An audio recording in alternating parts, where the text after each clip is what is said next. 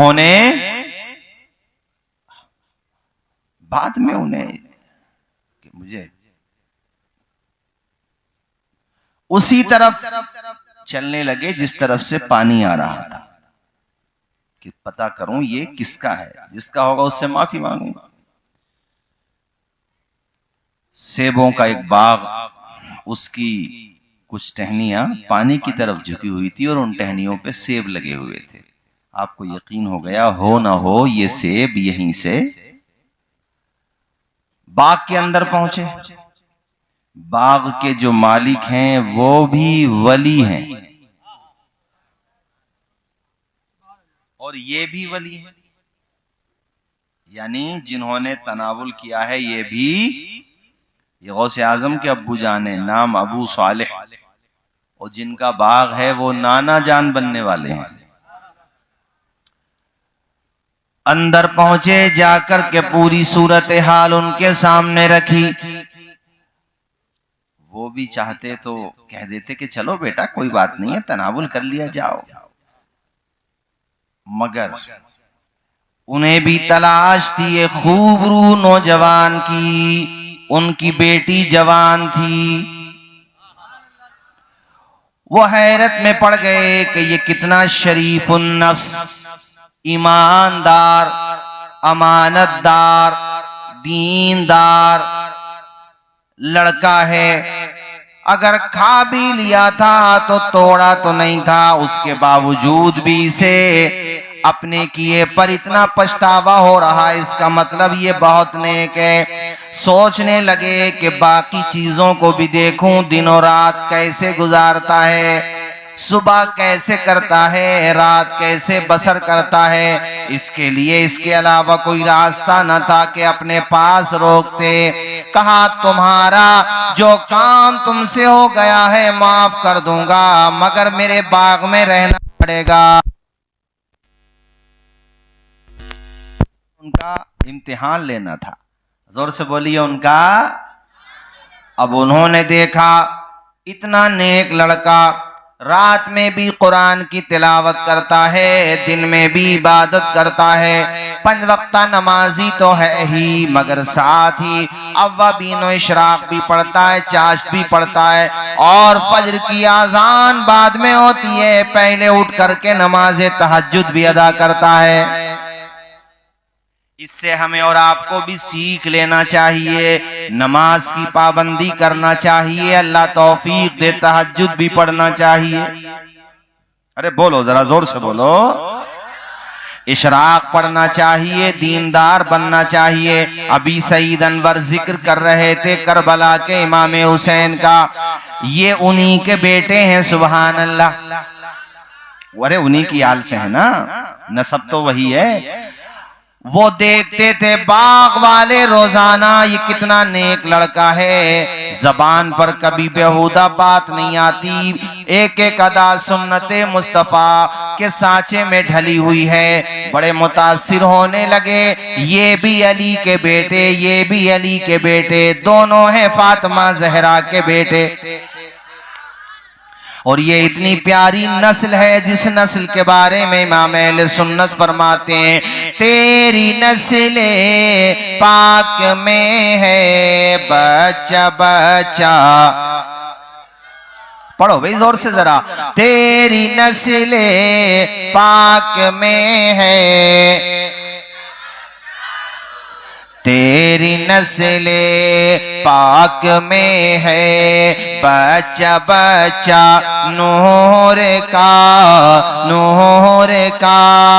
तू है ऐने नूर तेरा, तू है ऐने नूर तेरा, सब घराना नूर का, सब घराना। अब वो बड़े मुतासिर हो गए और उन्हें लगा कि ये लड़का वाकई में बहुत नेक है। ऊंचा बोलो, ये लड़का वाकई में। हालांकि उन्होंने सिर्फ एक बहता हुआ सेब ही तो खाया था। अब हमें भी तो सीख लेना चाहिए। हम लोग तो पिलोट के पिलोट खा जाते हैं। मुसलमान मतलब आजकल के प्लॉट के प्लॉट खा जाएं, जमीन मिले उसे निगल जाए। अरे बोलो, जोर से बोलो जरा। अपने विलेजेस में, गांवों में झगड़े किस बात के होते हैं? मेंढों के नहीं होते। अगर उन्हें पता हो कि किसी का हक मारना कितना बड़ा गुनाह है तो खुद सोचे नहीं कि नहीं सोचे, हालांकि पता भी है, भूले हुए हैं। अब मैं अगर बता दूं, अगर नहीं पता है तो आज पता कर लो, हम बता रहे हैं आपको। इसको क्या बोलते हैं आप लोग यहां से यहां तक है? हाँ, एक बालिश इतनी जमीन किसी ने किसी की नाहक दबा ली। प्लॉट की बात नहीं कर रहा हूं मैं 100 गज के, ना 2-3 बीघे की बात कर रहा हूं, ना 4-5 गट्ठों की बात कर रहा हूं। एक बिला इतनी, यहां से यहां, एक बालिश किसी की नाहक जमीन अगर दबा दी। इमाम मुस्लिम शरीफ में ये हदीस लेकर के आए। इमाम मुस्लिम अल मुतवफ़ा 264 हिजरी, मुस्लिम शरीफ में हदीस क्या है? एक बालिश्त नाहक जमीन दबाने वाले के गर्दन में क़यामत के दिन 7 जमीन को तोक बना करके डाल दिया जाएगा।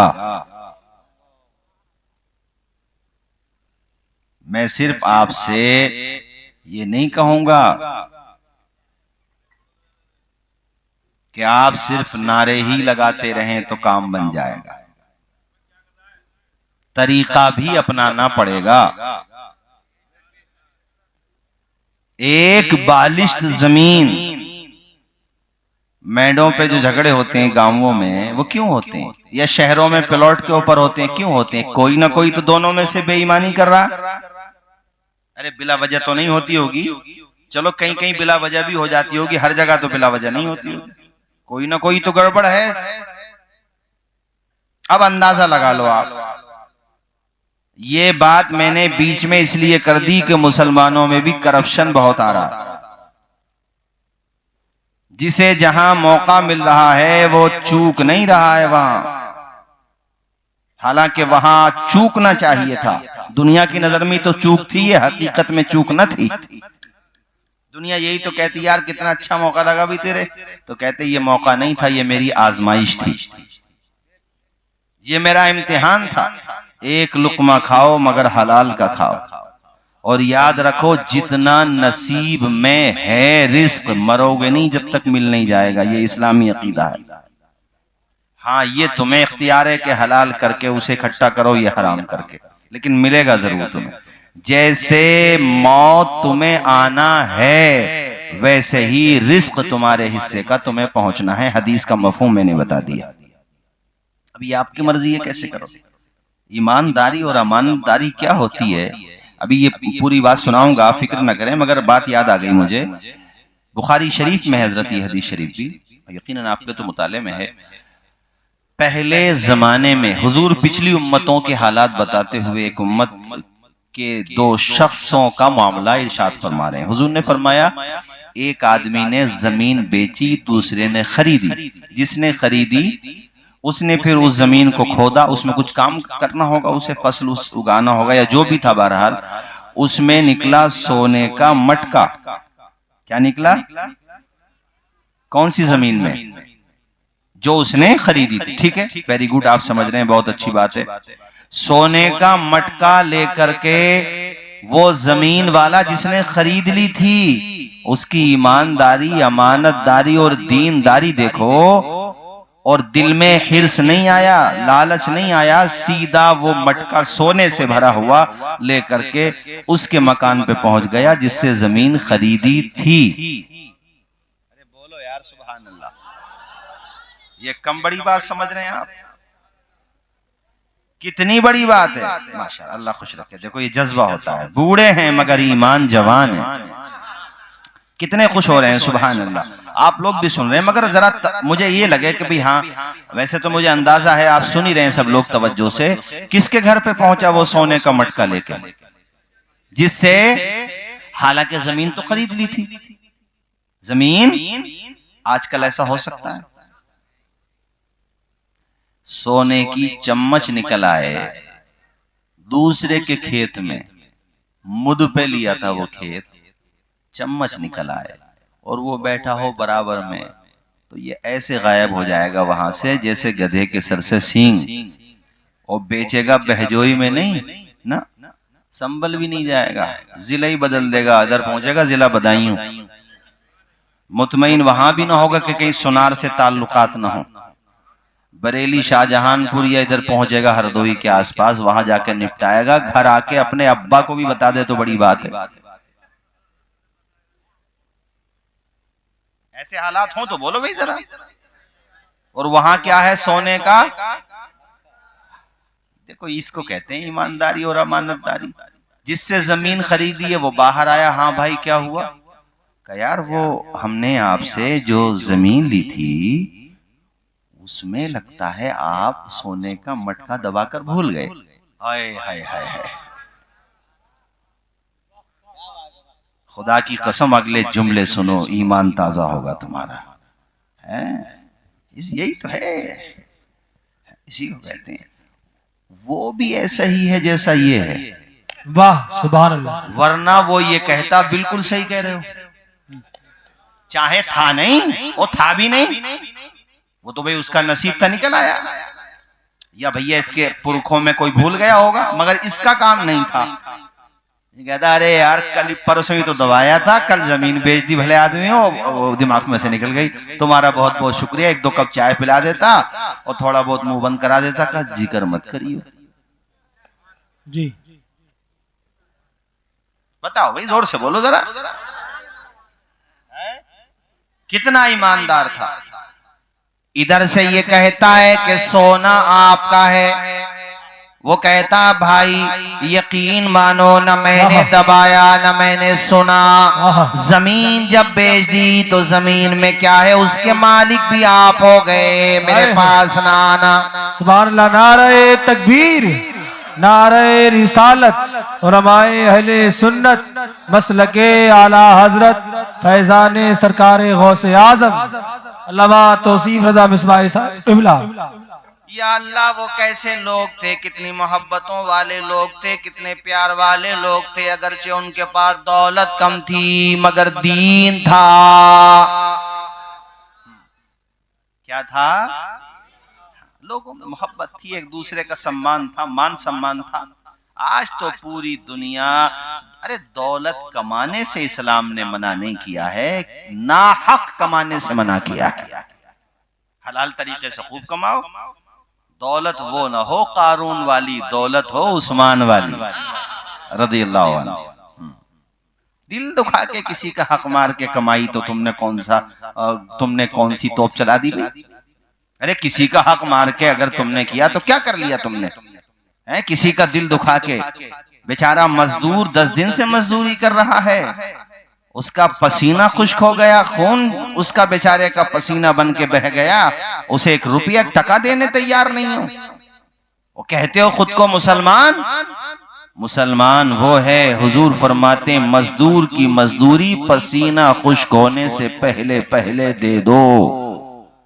अबे ये बताओ चितनपुर के लोगों, हम जो बोल रहे हैं आपके समझ में भी आ रहा कि नहीं आ रहा? तकरीर ज्यादा लंबी तो नहीं हो रही है? कितनी देर तक लगभग, चलो जब यही बात आ गई तो 4 बजे तक। अजीज उतना ही रखो कि दिल बहल जाए, इतना भी ना चाहो किसी का दम निकल जाए। चमन रहेगा फूल खिलेंगे, जिंदगी रही तो इंशाल्लाह फिर मिलेंगे। हाँ मैंने इस वक्त प्रोग्राम ज्यादातर जो है माजरत कर ली है, चूंकि वायरल चल रहा ना बुखार का, लेकिन बहरहाल तारीख मैंने ही रखी थी और मैं ही नहीं पहुंचता तो लोगों में गलतफहमी होती, इसलिए मैंने कहा भाई आधा घंटा के लिए जाएंगे बोलेंगे मगर जाएंगे जरूर। तो बहरहाल मैं आया, वरना इस वक्त आराम की सख्त जरूरत है, क्योंकि जो जिस हिसाब से तबीयत है। लेकिन बहरहाल कोई बात नहीं है, जिसकी मोहब्बत में आए हैं इंशाअल्लाह अल्लाह ताला अपने करम से उन्हीं की दुआओं के वसीले से शिफा अता फरमाएगा। तवज्जो है आप लोगों की माशाअल्लाह। देखो मजमा ऐसे ही होना चाहिए। मौलाना शाहबान साहब, देखो ये होता है,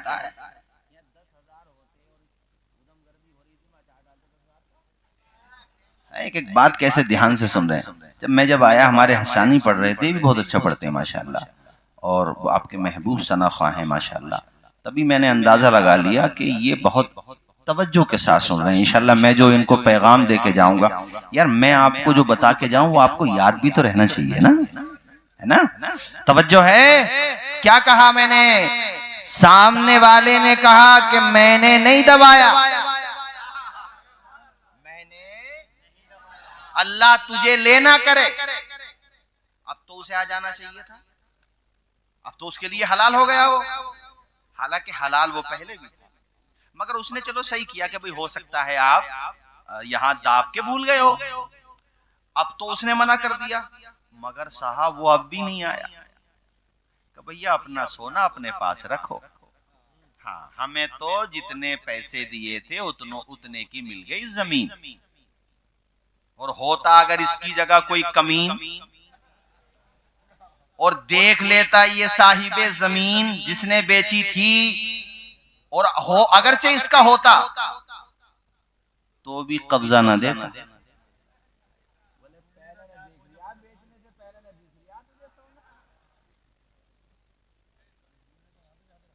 और इंस्पेक्टर साहब को अपने हिसाब से सेट कर लेता।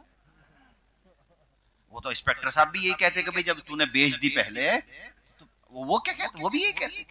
मगर भाई अल्लाह अल्लाह, हमारे हुजूर इस चीज का जिक्र कर रहे हैं और मैं उसकी तशरीह के साथ आपके सामने बयान कर रहा हूं। अब ना ये लेने तैयार है और ना ये, जिसने जमीन खरीदी वो भी कहता भाई साहब सोना नहीं चाहिए, जमीन थी जमीन ले ली। जिसने बेची वो कहता है मैंने जमीन के पैसे ले लिए, तो मुझे भी ना चाहिए। अब चाहिए किसे? दोनों में इस बात को लेके इख्तिलाफ हो गया। इख्तिलाफ का मतलब अलग अलग राय। ये कहता है तुम्हारा है, वो कहता है तुम्हारा है। आज अल्लाह करे ऐसा कोई मामला पेश आ जाए तो पूरी दुनिया टोपी उठा करके देखेगी कि ये कितने अच्छे बंदे हैं।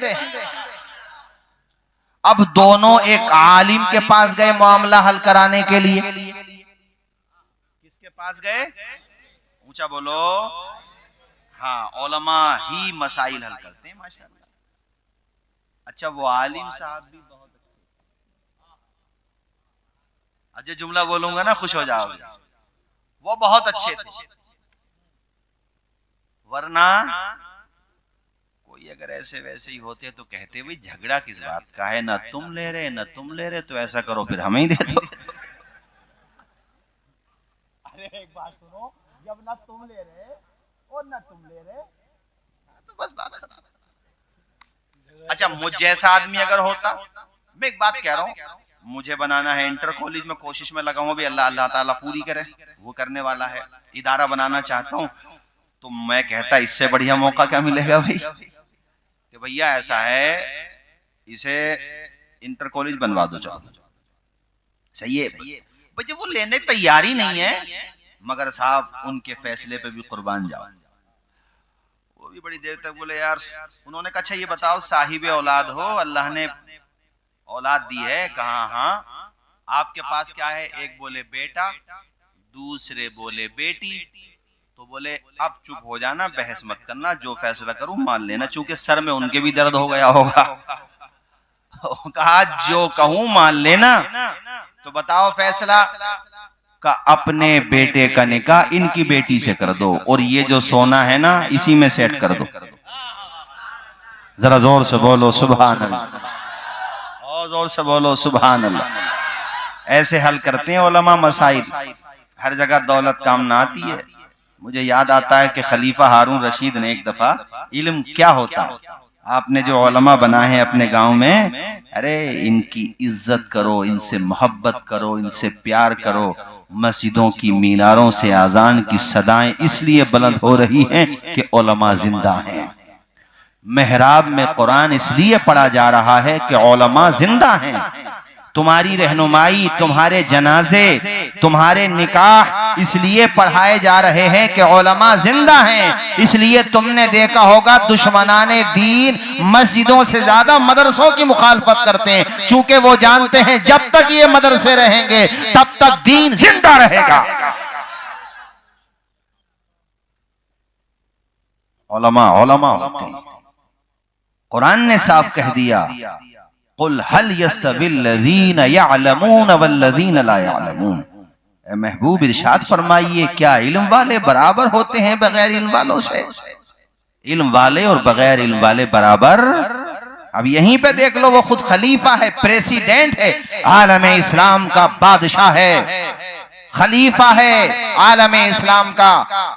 उसकी जबान से एक जुमला निकल गया तो उड़ गए उसके, हल नजर नहीं आ रहा था। वो ये कह बेटा, मैं अगर शाम तक सूरज डूबने तक अपनी सल्तनत से बाहर ना निकलूं तो मेरी बीवी जुबैदा पे 3 तलाक। अब उसकी सल्तनत थी बहुत बड़ी और सूरज डूबने का टाइम धीरे धीरे हो रहा था करीब। ट्रेन तो थी नहीं, ना था प्लेन, ना थी मोटरसाइकिल, हालांकि ये भी होते तो इतनी जल्दी आसान ना होता। अब उसने बाद में ख्याल किया कि मैं निकलूंगा कैसे शाम तक? बोलो जरा। बड़ा परेशान, अपनी बीवी जुबैदा से मोहब्बत भी बहुत करता था, या तलाक पड़ जाएगी बीवी पे, कैसे निकलूंगा? बड़ा परेशान। देखो अब दौलत तो काम नहीं आ रही है, ताकत भी काम नहीं आ रही, अब यहां पे काम आ रहा है तो इल्म काम आ रहा है। चीफ जस्टिस हजरत सैयदना काजी अबू यूसुफ इमाम आजम के शागिर्द, उनके पास मामला पहुंचा। उन्होंने कहा उसको बोलो तलाक नहीं पड़ेगी।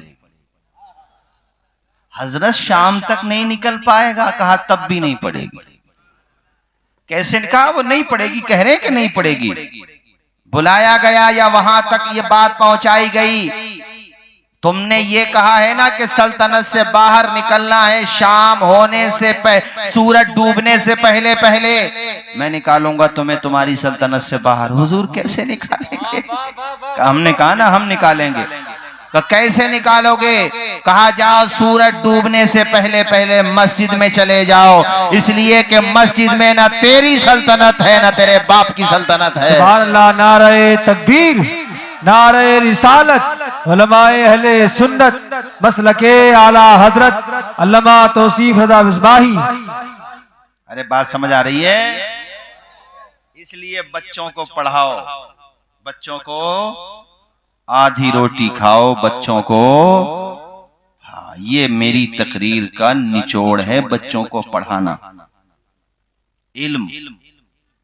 मैं तो ये चाहता हूं चितनपुर में बेहतरीन औलमा भी बने, शानदार एडवोकेट भी बने, दीन का इल्म हो। अब हमारे पास आज अच्छे एडवोकेट होते तो ये जो मजलूम बेचारे बेघर किए जा रहे हैं, इनका केस लड़ते कि नहीं लड़ते? अब ये बेचारे अपने सरों पे छत तलाश करें या अच्छा वकील तलाश करें? जिसके पास खाने को कुछ नहीं है वो क्या तलाश करेगा? बोलो हमारी बात।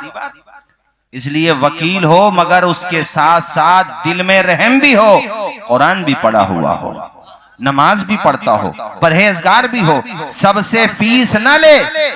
हाँ उनसे ले जो दे सकते हैं, और जो कमजोर हैं उनका केस फ्री में लड़े। MBBS डॉक्टर भी बने। और ये तब होगा जब तुम जहन बनाओगे कि झगड़े मिटाएंगे, बच्चों को पढ़ाएंगे। बच्चों को एजुकेशन इज्जत दिलाती है। एक लड़का है पवन कुमार, शायद अपने यूपी ही का है, ये शायद उत्तराखंड का है, मैंने ज्यादा डिटेल तो नहीं जानी कहाँ का रहने वाला। छप्पड़ में रहती है उसकी फैमिली। कितना गरीब होगा कि आज 21वीं सदी में भी जो छप्पड़ में रह रहा हो, कितना गरीब होगा। UPSC एग्जाम निकाला। अरे ये समझो जिस एग्जाम को निकालने के बाद बंदा DM SP बनता है। DM मालिक होता है पूरे जिले का, कलेक्टर, और अच्छे नंबर लेके आया। BBC लंदन वाले उसके पास पहुंच गए, उसके घर पे, उसकी माँ के पास। उसकी माँ को यही पता नहीं है बेचारी को कि मेरे बेटे ने एग्जाम कौन सा निकाला। वो तो इतना बता रही है कि लल्ला ने 3500 रुपए मांगे थे तो कई दिन मजदूरी की तो 3500 रुपए कमा करके दिए ताकि सेकंड हैंड मोबाइल खरीदे। कितनी गुर्बत थी, मगर लड़के ने संघर्ष किया, मेहनत की। अब देखो डीएम बनेगा। सिर्फ अपनी फैमिली का मामला अच्छा नहीं करेगा, बल्कि उस गांव में भी अधिकारी जाने से पहले सोचेगा जिस गांव के वो डीएम साहब है। और अधिकारी जाएंगे भी तो गांव को इज्जत देंगे वो। अरे ये किसने इज्जत दिलाई? जोर से बोलो ना यार। इल्म ने। आवाज आए किसने? इल्म ने इज्जत दिलाई। इसलिए मैं मशवरा दे रहा हूं सबको, मेरे हिंदू भाइयों तक भी मेरी आवाज जा रही हो, मैं उनको भी पैगाम दे रहा हूं कि बच्चों को पढ़ाओ, बच्चों को, आवाज आए, बच्चों को आधी रोटी खाओ, बच्चों को पढ़ाओ, मेहनत करो। ये तो कभी भी मत सोचो कि हम देहात में रहते हैं तो हजरत हम क्या पढ़ाएंगे लिखाएंगे, ना, ऐसा कुछ नहीं है। संघर्ष की राह जो चलता है, हालात वही बदलता है।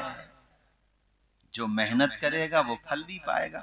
अब ये हमारे मौलाना शाहबान साहब कहाँ के रहने वाले हैं?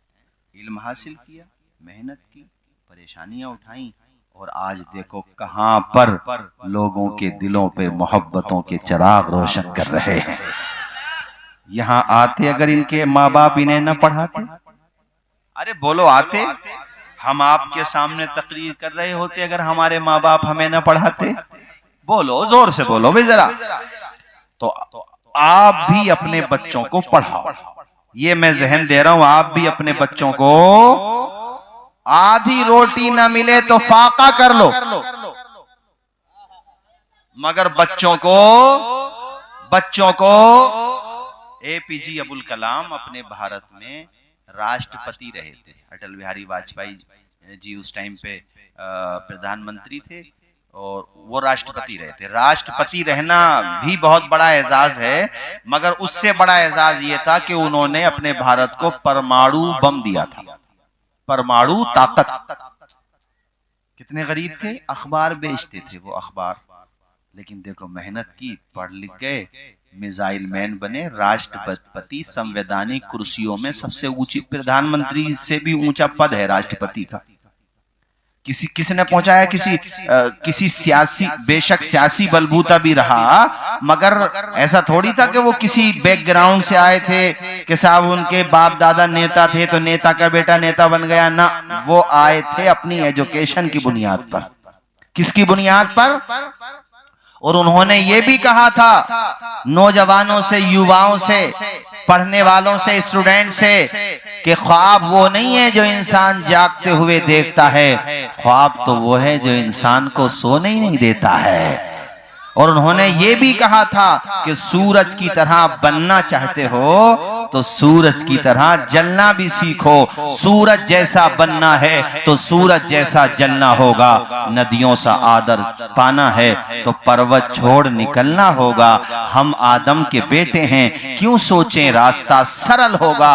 कुछ ज्यादा वक्त लगेगा पर संघर्ष जरूर सफल होगा। हर एक संकट का हल होगा, वो आज नहीं तो कल होगा। कुछ किए बिना ही जय जयकार नहीं होती। संघर्ष करने वालों की कभी हार और परों को खोल, जमाना उड़ान देखता है, जमीन पे बैठ के क्या आसमान देखता है। ये मैंने 10-15 मिनट ना एजुकेशन पे अपनी तकरीर इसलिए लेकर के आया कि अल्लाह करे एक दो फैमिली भी यहाँ पर ये मन बना के आज जाएं कि हजरत अब बच्चों को पढ़ा नहीं है, बस कान दबा के, तो मेरा आना कामयाब, हमारे नसरुद्दीन भाई का बुलाना कामयाब, हमारा सुनाना कामयाब, आपका सुनना कामयाब, और फिर ये मन बना के जाना कि आंखों में अरमान लिया, मंजिल को अपना मान लिया, फिर मुश्किल किया आसान किया, जब ठान लिया तो ठान लिया।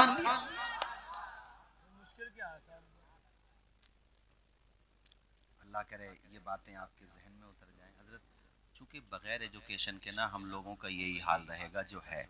इशारे समझो बस, मैं इससे ज्यादा क्या कहूंगा। जिस दिन हाथ में कलम की ताकत आएगी ना तो देखो दुनिया सलाम करेगी। सलाम, गलत तो नहीं कह रहे हैं। मन बना लो कि पढ़ाना है बच्चों को। बच्चों से कह रहा हूं, जवानों से मन बना लो, पढ़ना है। माँ बाप को रुलाना है, हाँ, मैं जुमले सोच समझ के बोल रहा हूँ। माँ बाप को रुलाना है मगर गम में नहीं, खुशी में रुलाना है। जैसे वो एक लड़का गुजर समाज का यहाँ हरियाणा में डीएम बना, फर्स्ट डे था और पोस्टिंग थी उनकी। जब ऑफिस गए तो वो चेयर पे, कुर्सी पे जो डीएम साहब की, खुद नहीं बैठे वो, उन्होंने अपने माताजी को बुलाया, पिताजी को बुलाया और अपने पिताजी को डीएम की कुर्सी पे बिठाया, उसके बराबर में अपनी माताजी को, और खुद साइड में बैठे। और ये पैगाम उन्होंने दिया कि मैं जो यहाँ तक पहुंचा हूँ मेरे माँ बाप की कुर्बानियों का नतीजा है। तो माताजी भी रो रही थी उनकी और पिताजी भी रो रहे थे। इससे मैंने ये कहा कि सिर्फ रोना गम में नहीं होता है, तुम भी रुलाओ माँ बाप को मगर गम में नहीं, खुशी में। तुम्हारे मौलाना शाबान साहब के पास आके तुम्हारे अब्बा ये कहें, मालिक ऐसी औलाद सबको दे जैसी औलाद मालिक ने हमें अता की है। सही बता रहा हूं कि नहीं? बोलो। अभी याद दिलाया हमारे अजीजम जुबैर हस्सानी ने। 1980 या 82 की बात है। इराक का नाम सुना है, जहां के सद्दाम हुसैन थे। इराक में 80 या 82 की बात है। ये एक लड़का पढ़ता था इसमें, प्राइमरी में, मकतब में ये कह लो। तो उसकी माँ ने उसकी राइटिंग चेक की, बड़ी खुश हुई माँ ने ना पता नहीं क्या सोच के, उसके दिल में क्या विजन था अल्लाह बेहतर जाने। माँ ने उस पे कॉपी पे लिख दिया, इन्नी उरीदु अन तकून तय्यारन, बेटे मैं तुझे पायलट देखना चाहती हूँ। और वजह भी उसकी बताई बेटे से। कहा बेटा, अभी छोटा था वो, कहा बेटे उसकी वजह यह है कि मैं मक्का मदीना जब जाऊं ना, तो जिस जहाज में ट्रेवल करके जाऊं, सफर करके जाऊं, उस जहाज को कोई और ड्राइव ना कर रहा हो, मेरा अपना बेटा ड्राइव कर रहा हो। माँ ने विजन दिया, माँ ने मकसद दिया। ए माओ, तुम भी अपने बच्चों को एक तो मोबाइल से दूर रखो। और ये इस जमाने का सबसे बड़ा चैलेंज है, चूंकि ना माएँ बाज आ रही हैं ना बच्चे बाज आ रहे हैं। तुम दूर रखो बच्चों को अच्छी स्वास्थ्य, अच्छी सेहत और एजुकेशन के लिए जागरूक करो। तुम्हारा